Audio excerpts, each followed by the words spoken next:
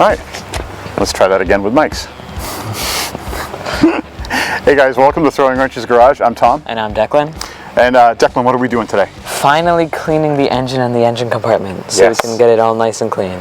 Yes, that is a priority. We want to make sure, we talked about this a little bit when we pulled the motor, but it's worth talking about now. It is, what, like 60 degrees now and cloudy? It doesn't feel that cold though. This is kind of on the edge of where I want to be, spraying water all over stuff outside. We're going to get cold. And it's New England, and we're sitting here at like, September, is it 29th today? Yeah, because tomorrow's 30th. Yeah, so we are at the edge of the season, and so even though I'm desperate to really tear into the motor, the power washing stuff is something that we can't really get done for too much longer in the year. So we want to clean this off because one of the goals that we have, and I'll show you in a second, is we want to get inside of this bay, clean it all out so that over the next couple of weeks we can get in here and paint up some of the places where the paint is worn off. Make it look new. Make it look better, right? And the cross member in here, which is all rusty now, it'd be nice to be able to get in here and sort of wire wheel it a little bit, and then spray it all with some satin black just to get some coverage, make it look neat. Because the reality is, you can't really do that stuff when the engine is in here. So this is sort of like limited opportunity stuff to do here, is to get in here and clean this thing out and get it prepped and looking good. And we will only have maybe a couple weeks left where we're going to have days warm enough to use spray paint to get this thing covered. So we want to get this one done today in a hurry as much as we can. Hopefully this is going to be short, but we're going to spray these both down and clean them off, give you some before and afters. We've got some engine degreaser, and we've got some sort of milder citrus-based degreaser that we'll use inside the engine bay so that we don't like really peel paint and go crazy.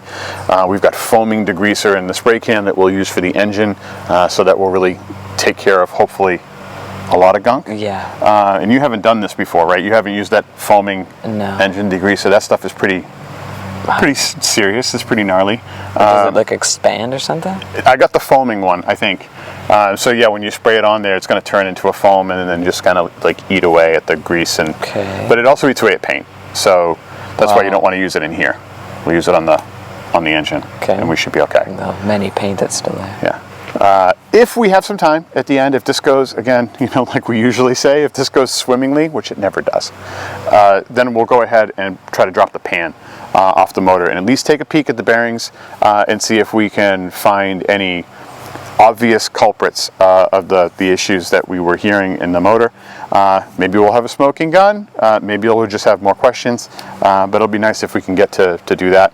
And then we'll tuck everything back away, and then the next steps will probably be cleaning up this engine bay with some paint and some wire wheel work, which will be dirty and filthy, but I think that'll be a big payoff. Right? You looking forward to that piece of it? I'm looking forward to finding out what's wrong with this thing, because I feel everyone's like recommended things all wrong. Yeah. So what is wrong with this thing? That is the challenge of trying to troubleshoot something, especially for you guys when you're just watching us do it and hearing it through mics and headphones. You're not getting the same experience as we are, but we talked about it last week that the cracked flex plate game, that crowd was wrong. You lost on your bingo card, so you don't get that one because it's not cracked. That's all in one piece. So we're on to the next thing that could be wrong. I still have bad bearings in the mix, and I still have collapsed lifters in the mix. Those are possibilities. They might both be there. We'll find out. It is a roller cam, so those usually don't go bad unless they're going to go bad early. Unless they're faultily made. So hopefully that's not what it is, but we'll see. All right, now let me show you what we got going on in the engine bay, and then we'll take a quick walkthrough around the engine too. All right, so starting down here with the air dam. So this is that big plastic piece that's completely dirty, Declan, is there to help direct the air flow over your radiator. So that's designed to make sure that the air that's coming in through the nose of the car only goes through the radiator and doesn't go other places, so that you maximize your cooling. We got to clean that off. There's a bunch of leaves and stuff in there, so there's a lot of cleaning to be done there. There's a lot of junk and crud inside here with the vacuum canister. And then inside the motor and compartment itself, it's actually not completely bad. This is not heinous, and we did clean this out with the motor in it when we originally brought the car home. But it's definitely due for another bit of a cleaning. So we'll go in and hose this out as much as we possibly can. And then on the engine side, sitting right next to it, this is just a little dirty and tired. It doesn't look like anybody's ever really showed it some real love to clean it up. So we're going to do our best here. Normally I'd be super concerned about getting water into places in the engine as we're power washing, but I'm not super concerned. We are going to take this thing apart. And at a minimum, we're going to take this intake off because we're going to need to take the heads off to inspect everything. So all we've done is really stuff some rags into the intake just to make sure that we don't get water pouring in there and then down into the cylinders.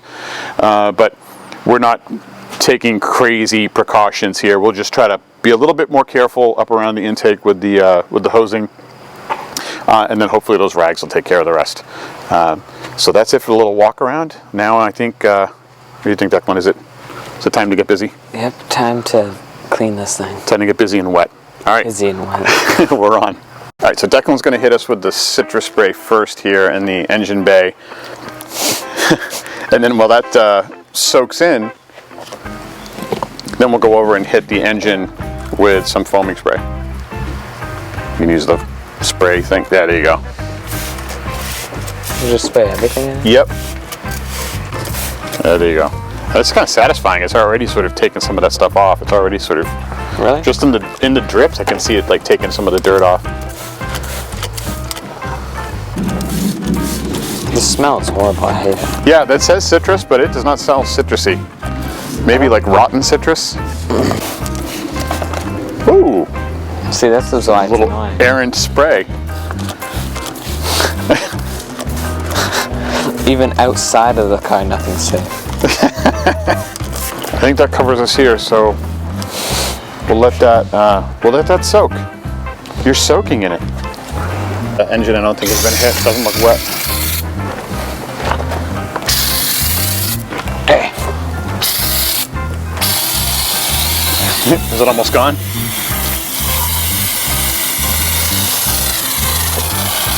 All right, hold on. Let's see. Before it's gone.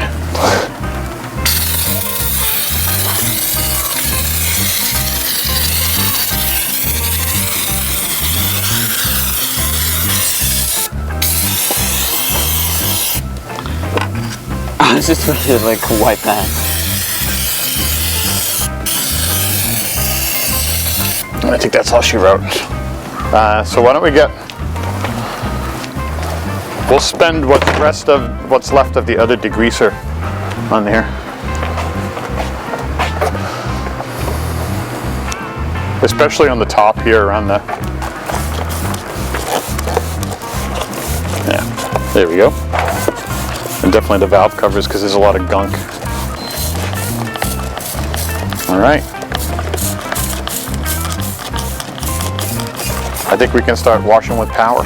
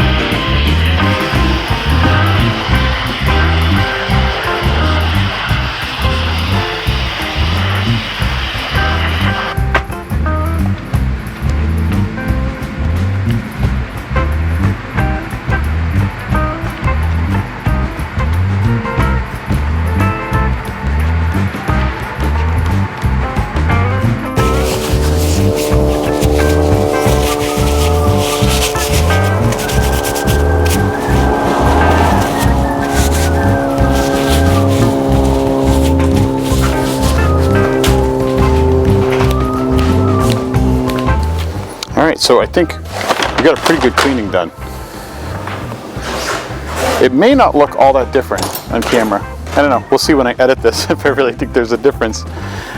But it is definitely a lot cleaner. At least now we got the heavy dirt and muck and grime off of there. And so now we can go back in and do our more detailed cleaning with some brushes and rags and stuff like that. And we'll have to make sure that we degrease everything and then go ahead and spray paint over stuff. So that cross member is going to look a lot better when it gets coated in a satin black. And I think we're also going to make sure that we do that up here on the sill as well to make sure that we get that coated.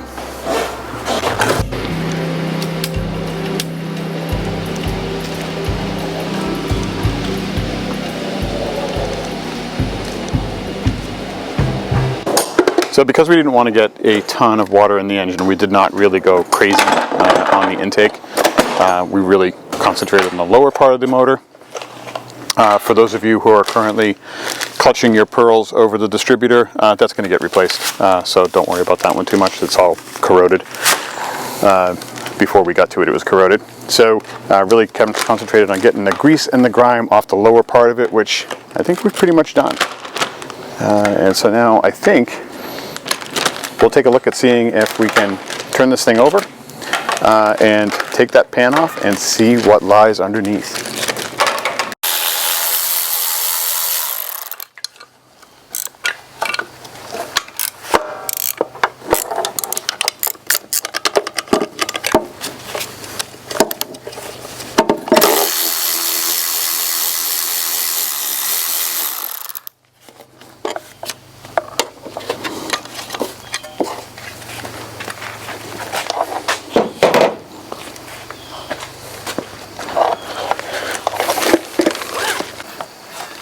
So this is the oil pan.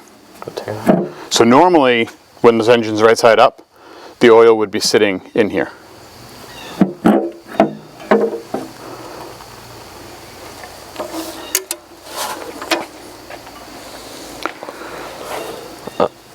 Yep. So we definitely got, hopefully you guys can see that on video. That is some shiny sludge, which I'm guessing, or betting, if you took a magnet to that, Declan, you'll pick up a bunch on it. Ooh! Ooh, ooh, ooh. Dude, that's what I was pointing at. That thing. Look what's sliding in there. Oh yeah, we got chunks, baby.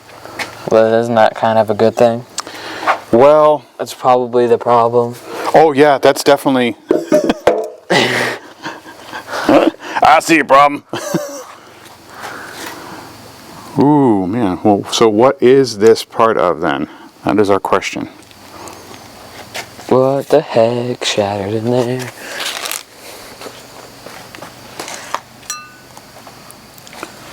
Do we have chunks of piston?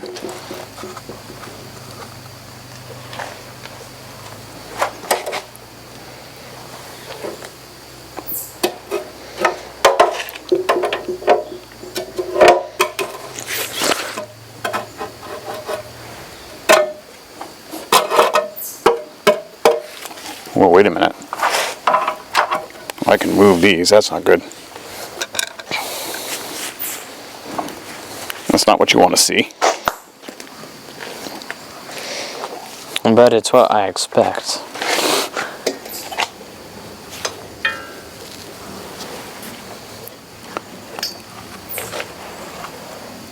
What's that?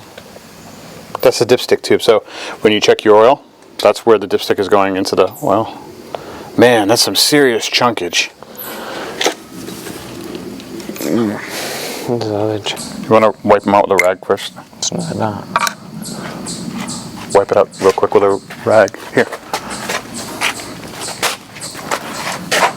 Just so that we know whatever we're putting in there now is new stuff. Alright, so we're gonna...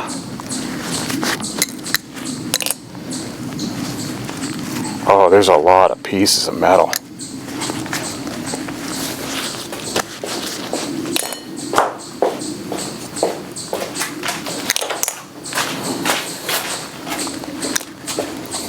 Alright, so this is definitely worse than I thought.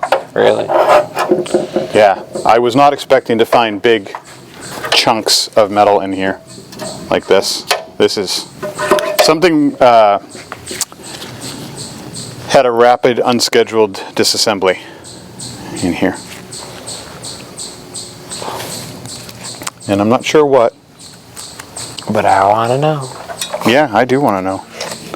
Inquiring minds want to know. It might be this thing. I'm not sure what it's supposed to look like, but it doesn't look like the other ones to where I'm looking. That thing's still filled with oil. The piston, you mean? Well, yeah, like inside. let's give her a few turns. Here, hang on to this. See if you can poke around in there and see any more stuff. I'll grab the breaker bar and see if we can't turn this over a little bit. Oh, yeah, that's it.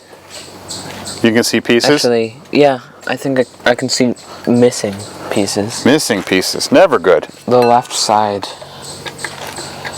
of the piston on there, I think. There's shards missing on the side of it. So we had a piston break up on us. I think that's what it is. It's the thing on the piston cup, right?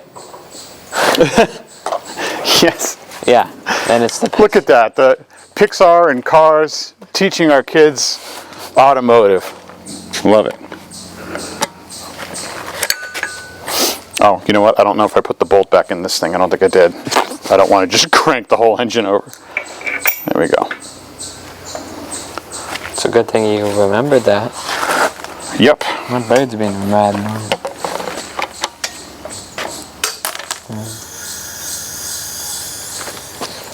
That's good. That's compression. That's air escaping. Yeah, that thing.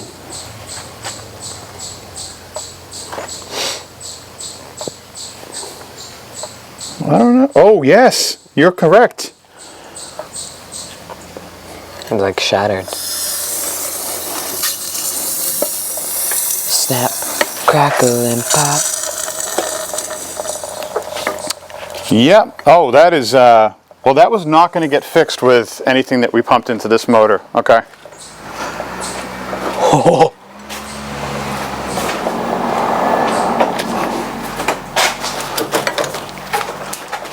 I'm going to get the light so you can see in there better. Yeah, I don't know. I'm doing it justice. You know. Oh wait, that's a good angle. See, can I get a light in there and get your camera? I don't know if I'm... So hopefully you guys can actually see this. So what we have here is this piston is basically grenaded. It broke at the wrist pin. So there was nothing holding this on there, so we were hearing piston slap. So that thing was just rattling around in there, which means it is almost certainly just completely tore up that bore, that cylinder. But we'll tear it apart and check. So what does that mean? Oh yeah, no, I can see the scoring. Can you see it on the cylinder wall? So take a look at some of the other cylinder walls and you'll see they have like a crosshatch. It's like a nice even crosshatch pattern. Oh yeah. Now look at that one. Can you see there's a score going vertically? Yeah. Only. Mm-hmm. Yeah. No bueno. So at a minimum, that means new pistons. At minimum. Just that one or all of them? Well, it would be just that one, and then we'd have to look into that to figure out whether it makes sense to just replace one. Okay. So now we're going to have to do some work to figure out our next step here. But I am going to go ahead and say smoking gun found. Okay. Is that a good thing? I mean, I'm not happy with what the problem is. So is this what you thought it was? But I'm happy we found it. Oh! Ooh! It's worse than that. Look. Look at the rod. Bring the camera back and film this. Oh, you're still filming, like the sky. Well, I was filming. I mean, I'm sure somebody else watching this on video in their own time, not being distracted, saw it, but look at this. Look at that rod and look at the other rods. Tell me what's wrong. It's not straight. Nope. It is. It is all kinds of bent up. Yeah. So that is done. So at a minimum, this thing is going to have to get new rods, new pistons. Oh, that thing's like fully new bearings. Yeah, this and more than likely a lot of work on that on the cylinders, because that thing will have torn up that cylinder, which means you'd have to get it machined. So what they do, Declan, with these cylinders is, this isn't solid, even though it looks like it is. This block is not completely solid. There's jackets and waterways around that, so you can bore out these cylinders. I like how it's the chunks were placed so perfectly, like just right here to let you know. I know. As soon as you open it, something. It was like a little shelf to let us know what was going on. And the one that isn't was in there. So, let me explain to you why this concerns me, in terms of like how much this is gonna cost and whether it makes sense. So, these cylinder walls need to be a pretty specific diameter, and even all the way up and down their whole length. And then they need to be finished with that crosshatch pattern, because that helps the oil stick to the walls of the cylinder so they stay lubricated. So what they can do is, if your cylinder walls are worn out, so if they're unevenly worn, because sometimes what happens is they get almost an oval shape just from normal wear, from the piston going up and down when they get to high mileage. So what they can do is they can bore that cylinder. You'll hear people talk about their motors being bored 30 over or bored 60 over. What that refers to is they go in here with a big machining bit and bore out that cylinder wall to be 30 thousandths bigger or 60 thousandths bigger than it was originally. Okay. So it's not a lot of material, but it's enough so that you can get back to round again. And that means you need new pistons to fit in a bigger hole, and new piston rings for that piston to fit in the bigger hole. Machining like that costs you more money. Once they bore it, then they have to hone it, which they go in there with a different set. It's almost like stones, and they spin around in there and go in and out to put in that cross patch pattern. Honing is not bad. Technically, we can hone here. They have like little hand tools that you can do it to get by in a pinch, just to put that surfacing back on. But we can't do our own boring, so we can't bore this out. That would have to go to a machine shop to do that. The same thing is true here. We'd have to have them check so this is your crank right here. See these these are counterweights, right, to offset the force that's happening with these pistons when they're going up and down. And then so these are your journals. And so this is a 2-bolt main, meaning that each one of these journal caps only has 2 bolts. Some small block motors have 4 bolts to hold it down, just makes them a little stronger. Under each one of these is bearings. And the bearings are like little C's that fit in there, and that's the sort of sacrificial part that the journal rides on. This crank, the part that you can't see in here, is perfectly cylindrical, and it should be like polished shiny. That might need to be resized and machined if the bearings were worn. And then the journal, the round spot that it sits in, might have to be bored and honed just like this was. So the concern that I have is, by the time you do all of that stuff to this motor, we may have more money into this sad and tired 305 than we would put into the 350 to get it souped up to drop in here. Okay. So it may be cheaper and more efficient for us to just take the 350 out of my car, put it in yours. Your thing's ugly. It's all orange. We'll paint it. Don't forget, we have to yank it. So we'll do the same thing we just did to this. You just tear it down and spray it. What if your We'll thing's spray it broken? black. No, mine's running good. I mean, we'll still freshen it up. So we'll still do the same thing to that one, in that we'll take it off. We'll take these, we'll check the bearings by taking these things off and taking these off, and likely replace it. We may even do a ring job on it. I mean, we'll do work on it, but it's work that we can do here as opposed to machining work that we'll have to do. How the heck is that? Well, there we have it, guys. No bueno.